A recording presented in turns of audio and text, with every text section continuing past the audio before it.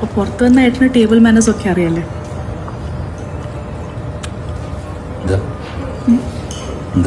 അല്ല, table manners. അതെന്താ കുഴപ്പം? അത് എൻ്റെ മാനേഴ്സിന് എന്താ കുഴപ്പം? അല്ല ഏട്ടാ, ഇവിടെ കൃത്യമായിട്ട് വേസ്റ്റ് ഇട്ട് അവിടെ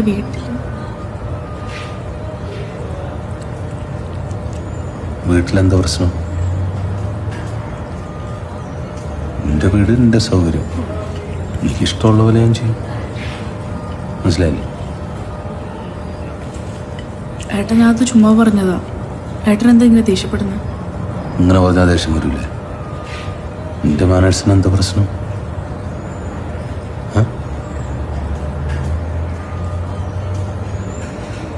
എനിക്ക് ഇത്രയുള്ള മാനേഴ്സൊക്കെ ഉള്ളൂ.